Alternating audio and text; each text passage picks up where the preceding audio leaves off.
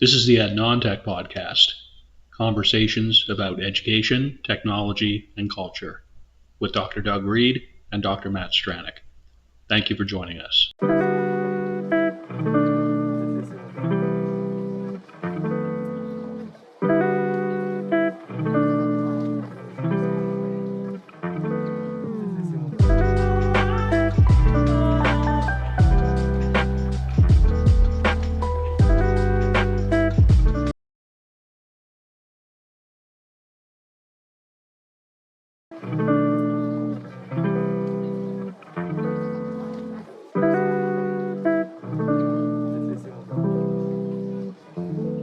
Hello, everybody. Welcome to the latest in our series of Ed Non-Tech Conversations. So as opposed to the inestimable Dr. Doug Reed, I'm joined here. I'm really pleased, beyond pleased, to have a guest of a certain stature in the field of e-learning. We have Dr. Nicole Johnson, and your institute has a bit of an unwieldy acronym, I gotta say, and I swore that I wasn't going to practice it, but I also made a point of having it in the Google Doc. Canadian Digital Learning Research Association, CDLRA, which does kind of defy the tech tendency to have like a sort of word as your acronym. But in all honesty, they've been doing great work. I've been looking at it and citing it since I became aware of it a couple of years ago, like in the notes for this podcast and elsewhere. And tremendous, awesome work. And it's just a real pleasure because as we were just kind of talking about previous to the show starting, this is something that was facilitated by a LinkedIn connection where we have no prior professional interactions. We haven't seen each other at a conference or anything like that, to the best of my knowledge, which is how these things sometimes fall into place. So again, for somebody who just reached out through a somewhat tenuous, somewhat weak social media connection, much respect and appreciation for being here, Nicole. So thanks a lot. I'm glad to be here. Thank you for inviting me. And, I really appreciated you reaching out. And when I looked back at your profile on LinkedIn, it seemed like it would be a really good fit. And I'm excited for the conversation today. Awesome. And because we are in a time differential, you may be wondering, YouTube watchers, about the virtual background. Rest assured, I am not in Vancouver of the 23rd century. Hence the arrow. Well, okay, I was like, Vancouver, futuristic. Vancouver's already kind of futuristic, isn't it? You are located in which city in BC, Nicole? Yeah, so I'm in the Abbotsford area of BC. So the CDLRA is an organization. We're fully remote. So technically our headquarters are Ontario, but our whole team is across the country. So I live about an hour outside of Vancouver in Abbotsford, BC, which is awesome. Right on the US border. Yeah, Lower Mainland. I love it there. It's wonderful. Yeah. So again, I just, I kind of had the kind of winding up the preamble or whatnot. What I kind of like to do with these interviews, both here and on the music show that me and my other friend do, is we kind of have. I just kind of like to open it up and say, like, I can read the LinkedIn summary, but I would be just curious to hear straight from you.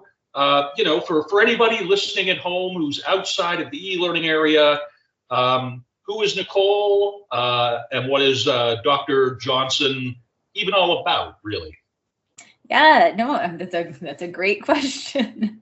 I guess a bit about what I do. So, speaking, on this podcast with my, CDLRA hat on a bit, I am the current executive director of the Canadian Digital Learning Research Association. We just refer to ourselves as CDLRA, like you had said with the acronym at the beginning. So that's what I'll just refer to the organization as CDLRA throughout our discussion. I also have my own research and consulting practice. So I also work with a lot of clients in both Canada and the US and even internationally in the EdTech digital learning space. Awesome. My main area of interest is macro level digital learning trends. So I'm always looking at those big scale trends. Done a lot of work recently on AI, work on the futures, like looking at the future of online learning or digital learning, I should say. I've done work on defining terms and a lot of work on faculty experiences in the sector, and especially during all the changes that happened during the COVID-19 pandemic. And then I also have a personal interest as well in informal learning and just how we learn things online when we're searching the internet and doing all the things that we do in this digital age. How does that impact how we learn? So a lot of interests, but all sort of big picture interests in what I do. That is absolutely fantastic. And I actually have, just because there's so many different ways that we could sort of go into this conversation through what you just described, I am going to be somewhat diligent in trying to get the 5 questions that I have in the Google Doc for the benefit of the wider listenership, as opposed to what I just may personally find interesting, even though, all of it is extremely interesting to me. But I did want to just, as you mentioned, with the organizational resources, with the what do we call it, the pivot? Do you call it the pivot? How do you refer to the emergency transition to e-learning? Because I found your resources, particularly the terminology, as extremely helpful. Coming out of that period where like people are like, well, I'm calling it hybrid, or I'm calling it, like remote or whatever. I'm just like, let's just cleave all of that out and use a shared terminology, just so that institutional things can actually function from a shared set of, terms, etymology, whatever. So I just major shout out to that whole project. I know you're doing tons of other stuff, but I just want to really give credit to where credit's due for something that I found extremely practical, timely, and useful, actually. So there. Sorry to go on a bit of a tirade during the quote unquote interview. So I guess though my scripted question now, actually, to reel it back in, I noticed that you started out as a phys ed educator in your teaching career, and then there was sort of about a 10-year, according to LinkedIn, mind you, there's about a 10-year period, between completing that study and then moving on into master's, where you sort of launched off formally into, the e-learning and instructional design, or that space. I just wonder then, like, was there sort of an aha kind of moment for you that triggered that, or was it more like an accumulation of things in your practice, or some other way? I'm curious what led you into e-learning. Yeah, that's a really good question. I don't know that I've ever been asked that in an interview before, so thank you. It's got a unique answer. So you're right. I actually started my career in K-12, teaching middle school of all things, and I've always felt like that actually is one of the best things that has given me, helped me as a speaker, because I feel like if you can speak to 11 and 12-year-olds every day and keep them engaged for those 5 hours a day on different topics. It's tough. Very tough.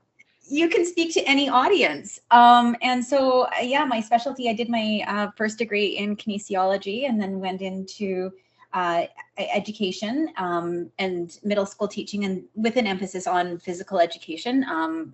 And again, kinesiology was another base degree that I found really, really helpful. I've used my knowledge from that throughout my life, even though I'm not in the field anymore.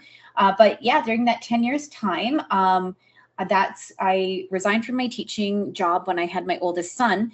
And during that time, I think right before I resigned from teaching, we were starting to have like classroom websites and stuff. So I was doing some technology things that I found really interesting during that time. And then, I was busy for a few years at home having young children, and taking care of them. But I found I wanted something more. And during that time, I was starting sort of a bunch of entrepreneurial ventures, little things, whether as I got more into tech, doing like web design or things for people on the side. And I had a blog for years that no longer exists, which maybe is a good thing. I don't know that I want people looking at that if it did, but I had a product review blog for years, and I had a wonderful business partner that we worked on together, and we would test parenting products out. And so I was really in that.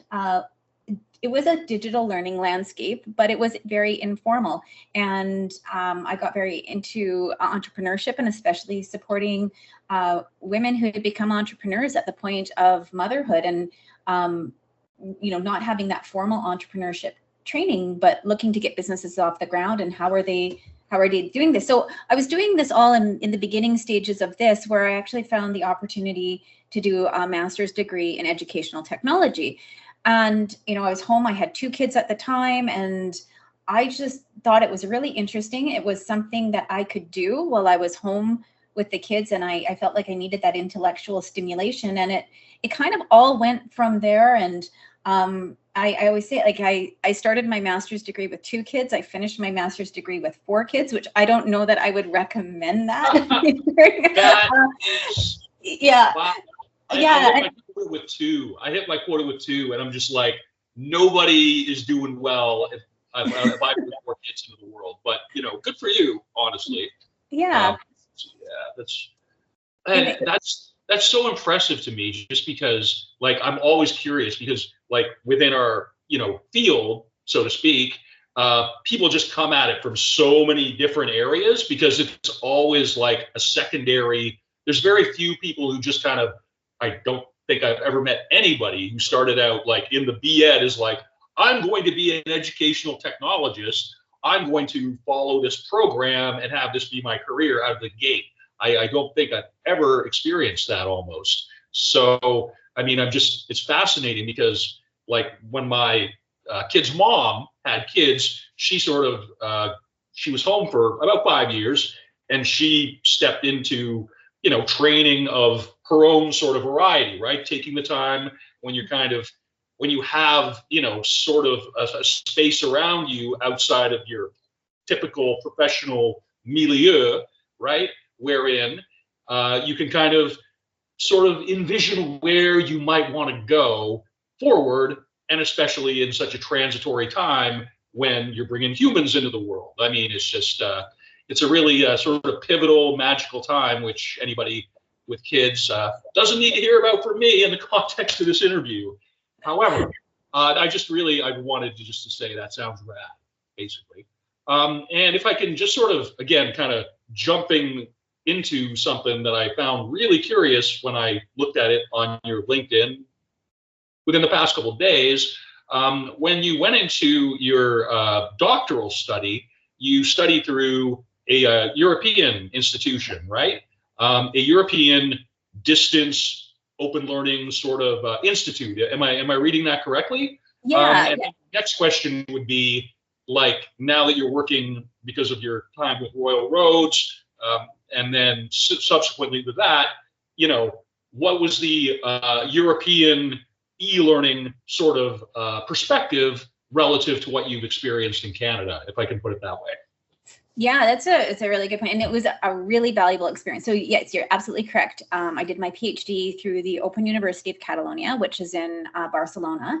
It's an excellent institution. It's an open institution. So it was really my first experience with open learning and, the accessibility that it offers. And much of the institution is online. And the fact that I could do my PhD, entirely online. Now, I did get the opportunity to go out and, visit down in Barcelona a few times, which was wonderful. I love Spain. Spain is awesome. Love it. It's a beautiful, beautiful place. But, I found the one thing I think with our digital learning and our, the distance learning world, particularly, and the open learning, distance learning, it's very interconnected on an international level. So much there's a lot of overlap between the programs that happen, in Canada or in Europe or, all over the world, really, in this space, because the people who are leading and running these programs are very interconnected. And they're, I have, through that experience, I've gotten to know fantastic colleagues from around the world. And there's a lot of collaboration that happens, not just within the country, but globally in this space. And I think that there's a lot of global input that goes into these programs. And certainly a lot of us know each other from around the world in that space. And it's a really great group of people. I thoroughly enjoy being part of that community. And it made the transition into the Canadian space very, very easy. I was fortunate to start working with Dr. George Valencianos at Royal Roads while I was doing my PhD. And to excellent. gain, He is an outstanding, well-known researcher. I mean, again, for the people at home who, are just checking this out from outside the field, you got to know this is a very significant thing because George, I'll call him George, he's not here to tell me otherwise, he's such an accomplished and visible figure. I understand he's back, in the States now, but for the time that he was at Royal Roads, I mean, it was close to 10 years that he was there, wasn't it, or thereabouts? Yeah, I think so. I can't answer for him, but I feel like that sounds right. Yeah, But so yeah, he was that's fantastic. That must have been a really amazing experience. Yeah, it really was. And he, was a fantastic mentor. So to have that mentorship from, him on the Canadian side while I was doing my PhD on the European side, it really brought things together. And it was a really rich experience. And certainly having, those mentors and those influences come into the space was huge. And of course, I was still doing my PhD when I started at the CDLRA. I started as on a short-term contract as a research associate, and over 5 years later, here I still am. But in that process too, I was able to again work with and have mentorship from really wonderful, experienced scholars in the field as well, including Dr. Tony Bates and also Dr. Jeff Seaman in the U.S. and again, numerous scholars like the CDLRA board over the years, and the initial people who created the organization. It's a group of fantastic, well-known, accomplished scholars from across Canada and the U.S. And certainly I've been very fortunate in terms of who I've had mentor me over the years, and that's played a big role in terms of who I am and my approach to research and what I do today. That is such an amazing trajectory, and it just that's sort of I when you think about the cool potential for open learning, you're thinking about the emergence of networked learning, so to speak. And so actually taking these contacts and sort of you mentioned this word mentoring a few times just in these past 17 odd minutes. And I think that really speaks to something that, for people just kind of entering, the field, maybe that's something that they may find lacking. I mean, I've been in situations where, mentorship was simply not there, and I improvised to whatever level of success. But I mean, again, just sort of the difference between having mentorship in your role and not is, a major thing. And before I start asking you about the organization initiatives that you're involved in, and because that's definitely what we want to get into, I just would like to ask, I didn't quite get the total nuance of your doctoral work? Yeah. Does it inform what you're doing now? I mean, or did it set you up for what you're doing now, or overlap, or help you transition, like in and of itself, like the phenomena, the study? Did you want to perhaps just let the people at home who don't have LinkedIn in front of them to look at it? I would say the answer to that is yes, yes, yes, and yes to all those questions. Awesome. Yeah, it really did inform. So I was really fortunate too. So my supervisor at WOC, which is what the Open University of Catalonia is called for short, Dr. Albert Sangra, he was great in letting me pursue a topic that was close to my heart, which was the informal learning, and how entrepreneurs who are mothers, who are gaining these skills, to developing entrepreneurial competencies, and how that is impacting their capacity development, and to be doing that work at the same time that I was doing work on, research work related to formal learning with George, and then coming into this Canadian space and looking at that macro level.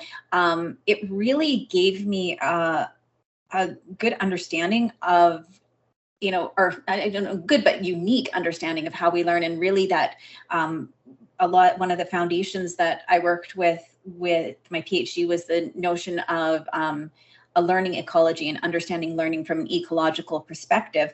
And that is so rad. I'm sorry, I don't want to just jump in and talk on top of you, but just a total quick aside. When I got into the role that I just ended, my previous role, one of the first things I did as a learning and development specialist was like conceptualize an ecology of what, the laying a foundation using good organic, living metaphors to inform any subsequent development that I was involved in. So when I hear you speaking about that kind of visioning, I just, something really sparks there for me. So again, I do apologize. Proceeding from there, you had a pretty straight line almost from where you were studying and then into what you're kind of doing now. I dare say that for some of us, myself, and potentially others, it's maybe that's kind of, I don't want to say precarity of work and whatnot while you're kind of in that kind of earlier stage of the career. It sounds like you kind of were able to leverage your mentors, your connections, and your education and your experience into what you're doing now. And I guess, what was the role of the organization like when you first got involved compared to what you're doing now? I mean, when you first started within the organization, what was the emphasis? And is it similar now, or has it changed? Yeah, so I think I'll start by just sort of commenting sort of on the first part. Yeah, the trajectory has been quite straightforward for me, but I think one of the key things, again, along with the mentorship I've received, that was so critical, was also the work that I had done on entrepreneurship. I think understanding and looking at academic pursuits and academic careers from an entrepreneurship perspective, as I was studying the skills and competencies, that female entrepreneurs, need to develop in order, or should develop in order to be, successful. This skill set that is really well connected to success. I was learning that at the same time for myself, and I think being able to apply that to my academic and my career trajectory, we played a very big role in being able to get to the point that I'm at today. So I think that entrepreneurial mindset certainly has served me well over the years. But when I did start, when I started at CDLRA, so I originally started on 5 month, I think it was 5 months temporary contract to assist with writing we now call it the Pan-Canadian report, then was the national report, and doing some work on analyzing the data on that, and I was very excited. It was the report of what? I'm sorry for the people at home. Yeah, absolutely. Yeah, so maybe I'll just take a step back here and describe a bit about what the CDLRA does. So the CDLRA, our main thing that we do is we run a Pan-Canadian digital learning survey. And so twice per year now, it was originally once per year, but twice per year, we survey those who work in the Canadian higher education space. So that would be everyone from administrators to faculty to teaching and learning leaders to instructional designers, educational developers, anyone who's involved in the teaching and learning part of higher or post-secondary education in Canada. We're wanting to hear from them. Awesome. And yeah, we're asking similar questions over time. We're getting longitudinal insights, and we're looking at how the digital learning landscape is changing over time. So when I jumped into my role with the organization, it was 2019. And again, I was coming to help write the report for the 2019 data collection to give those, those annual insights for the CDLRA. And then from there, I think they liked me, they kept me around, and I moved very shortly after that into the role of research director because the organization we could sense that it was growing. So I ended up staying on, becoming research director. I started as research director, I believe it was about November of 2019. And so I was taking, again, the lead role, planning the research, planning the 2020 surveys, and it was about early March of 2020, we had everything ready to go, and we all remember what happened at that time. And all of a sudden, the work that we had done,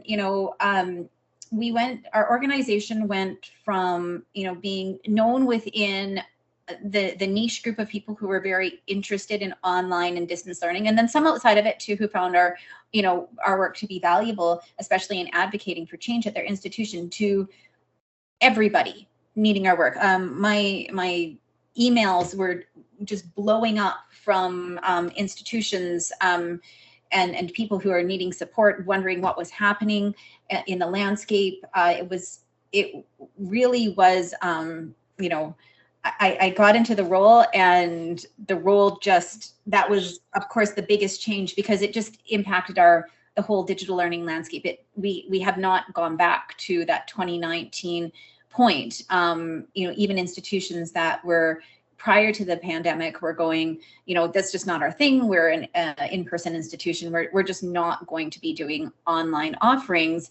Now, 4 years later, even with the dust having settled, in many cases they are offering at least hybrid offerings or having some sort of technology integration. So the work that I've done with the CDLRA, it's changed from sort of these tracking these trends that were very, situated and, in educational contexts where online learning was a thing, where that's what they did, to being very widespread, very pervasive, impacting, nearly every post-secondary experience in the country, even the face-to-face learning, having greater technology integration. It's just been a huge shift. So, and of course my role has changed over time. I went from being, a temporary research associate to research director. And then in, I believe it was November of 2021, November or December, I think, I stepped into the role of executive director, and, have been, we work very closely with our board of directors to see what's next for our organization, and, planning our mission, our vision. And of course, I'm still the project lead for the Pan-Canadian Digital Learning Survey Project. Wow. Yeah. I'm sorry. I mean, I was doing my best not to interject, but I mean, that is just such an amazing workflow. I mean, apart even from the career trajectory aspect, which is ostensibly, we try and do like a more personally focused kind of podcast, and that's kind of our deal. But I mean, strictly just in terms of the potential impact on practice across the entire post-secondary sector, like within Canada. I mean, those, you know, the outputs from your work are being looked at, right, and utilized. So I mean, my next scripted question was like, so what are you working on now that you find cool? I mean, clearly all of it. Maybe I'll just sort of zone in on, maybe to dial it back into the personal a bit. What do you, across, you know, some 20 odd years of a career or thereabouts, I mean, similar to me, give or take, I wonder what aspect of your role resonates for you on a personal level? Oh, that's a good question. You know, the more I get into this, the more it always comes back again to, again, looking at learning from an ecological perspective. I love those macro level trends, looking at things from the big picture. How is the whole landscape shifting and changing? Taking that bird's eye view, I find that really cool, and I think it's fun because as new technologies come in, or, you know, AI, I wouldn't necessarily call it a new technology, but it's certainly a newer topic of, you know, big conversation, just with the ChatGPT and the widespread uptake of it now, especially by students, but faculty. I find that fascinating, but it's beyond that. I love seeing how this is impacting our learning, how it impacts our systems of education. I love seeing the entrepreneurial ventures that can emerge in this landscape, and really, you know, work in conjunction with institutions to improve this student experience. I think it's always interesting that, you know, beyond, we always use, or not always, you know, but there's this tendency historically in education to use, you know, in-person, you know, traditional learning as sort of our gold standard to measure things by. And I'm always challenging people to move away from that, you know, move away from comparing online to in-person, because, you know, what made that in-person, you know, the correct standard? You know, I've done my fair share of both in-person and online learning, and you know, I feel like I've experienced the best and the worst of both types, of all types of modalities in my experience. And I think one of the cool things that I'm really seeing in this space right now, which has been directly related to online programs coming in and then conversations about quality for online, is this broader conversation about quality across the sector, just in terms of how learning is being taught. And as online learning itself becomes less of this separate and unique entity, and digital learning and incorporation of technology and learning becomes just more pervasive and part of what we do and how we learn, you know, this conversation of quality still keeps coming up, and what makes a quality learning experience. And there's just so many cool ideas coming about this. And then when we look at how we learn, both formally, informally, and again, this whole ecological perspective, that just fascinates me. And I think as I, you know, decide what I want to do when I grow up, I think we all get to say that no matter how old we are. I certainly have more of an interest in, more and more of an interest in, you know, using my spare time, however, you know, much or little that is, usually more little than much, to start doing some theoretical work and really rethinking some of our learning theories and how we learn, and what does that look like as we have a much more digitally, like we're immersed in digital technology in our day and age. So I don't know, did I correctly, but did I answer your question there? Boy, I mean, I'm just sitting there, like, just my face was even contorting a bit, because I'm just like, there's a lot to what you said that would lead to, you know, probably another half hour. And I just would like, you know, my first, okay, just a practical question, but I'll put an anecdote in front of that. The anecdote for me is, I mean, you mentioned your kids. I have teenagers. I got 2 teenagers who are on the opposite side of the country from me, and boy, oh boy, like, if it weren't for the smartphone, our connection, the two, between me and my two kids would just be a completely different entity than it is now. And, having the ubiquitous internet, my kids were born in 2009 and 2012. They have not known a world without internet everywhere, all the time, high speed. I remember going to the computer lab in my undergrad and like sitting there and like, I didn't have a computer at home and, paying for the printer credits and all the rest. It's just, they're never going to know the world, prior to ubiquitous internet everywhere. So your work about like quality, nuance, I just think that is absolutely first rate. So thank you for that. Now, just in terms of a sort of technical kind of question, which maybe would have been better suited towards the end or towards the beginning rather than, the last few minutes where we are now. How is your organization funded? What's the larger body that provides operational funding for your organization to carry out its work? Yeah, that's a great question. And we're so grateful for our sponsors and partners who support us. Because Canada doesn't have a federal system of education, we really rely on a lot of provincial partners to help fund our organization. So over the years, we've had, eCampus Ontario, we've had BC Campus, we've had Campus Manitoba. In 2023, we had the Maritime Provinces Higher Education Commission, Quebec Ministry of Education. All of these groups and partners have come in over the years. They've supported us. Really grateful for the support that we've received from Contact North over the years. And then we also have corporate sponsors. And so D2L has been a longstanding supporter and sponsor of our work. And awesome. We've also had other sponsors and partners over the years, including Pearson Canada and the Canadian Publishers Council. And we couldn't do what we do without our sponsorship. We are a non-for-profit organization, and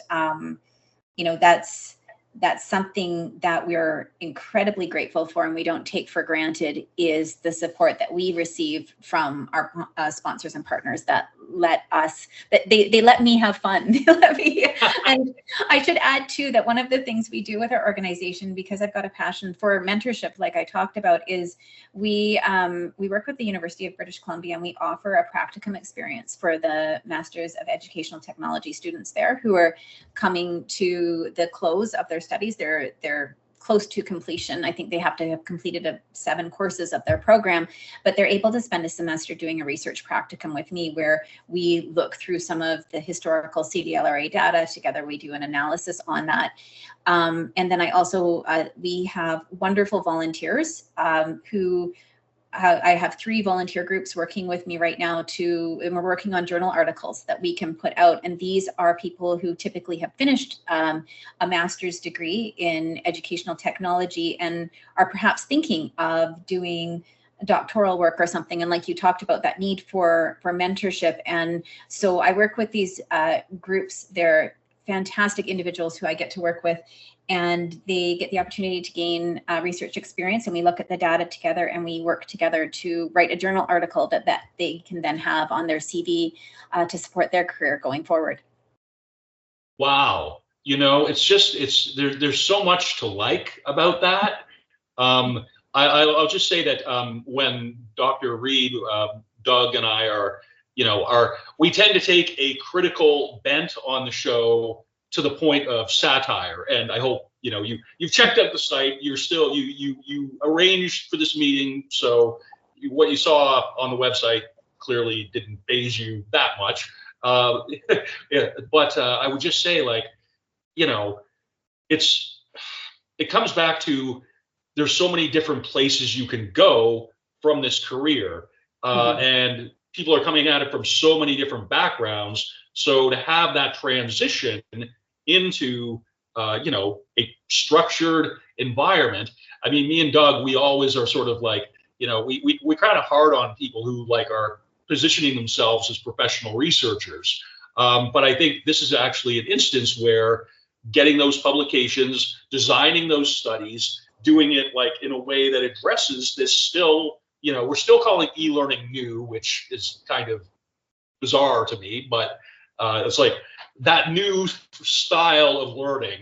It's like, it's not, but it's nascent enough where we don't have very many training opportunities such as you described. Like Doug and I were literally talking about that on the show that came out yesterday. So just kudos to you, your organization. It sounds like you have some amazing sponsors. It sounds like you have excellent volunteers, excellent, relationships sector-wide built up over a number of years of goodwill, good research, and promoting good practices. I just think it's rad from the outside, all of it, quite frankly. And I don't mean to kind of monopolize our last few minutes, but it was just, my takeaways from this. I had no idea about this mentorship program as well. So it sounds awesome. Nicole, yeah. I've been really, really grateful. I know you're just at the start of the day. You already have one meeting before this. Was there anything you wanted to kind of speak to here before we end the recording for now? No, I can't think of anything else. These were great questions. This was a lot of fun. It stretched me beyond the usual types of questions I get asked, which was really fun for me. And you said, this is, it's rad what I get to do. I would agree. I love what I get to do. It's really awesome to be able to do the research I do, to work with the people I do. I mean, I would tell people I've got the perfect job here. And I think too, when we talk about that ubiquitousness as well, the fact that we can do these things from home, and we can also create that accessibility and opportunity for people both, in the learning side with online learning, having open doors for people who can do that, to be able to have these, career opportunities within the EdTech post-secondary sector, where people can also, continue that, work from home bit, and the flexibility that offers, and, the fact that I can travel, cool places to meet with colleagues and to connect with them while still also being at home, raising, my kids who also are, 3 out of 4 are teenagers now, but, still being able to, structure my life in a way that I can, support them and support others through mentorship and do work that I love. I think we live in such a cool time, and there's so much that is still to come that I am excited to see unfold in my lifetime. So thank you so much for this, and thank you for asking me these questions. This was a lot of fun. So I appreciate that random invitation, and I'm so glad I accepted. Well, I'm so glad you did too. And we are sort of, trying to kind of expand the scope of the show, because I mean, if it's just me and Doug, 2 middle-aged kind of guys, on the East Coast, it's just sort of, let's just kind of bring in as many perspectives as we can from practitioners at every level. And I get really the sense that you see yourself as a practitioner within the entrepreneurial and, research space at the macro level, as you say. So I just, we're ending this discussion on like an unparalleled optimistic note. Doug and I were just used to being, cynical, kind of out of necessity. I'm deeply pleased to be able to kind of go out on a note that is actually optimistic about the futures of technology, rather than just sort of being pessimistic out of necessity. So really, thanks a lot for being here. It's been awesome, and yeah, I just am grateful very much, Nicole. So thank you. Thank you very much. I'm going to end the recording now, folks. Okay. Bye from me. Take care, everybody.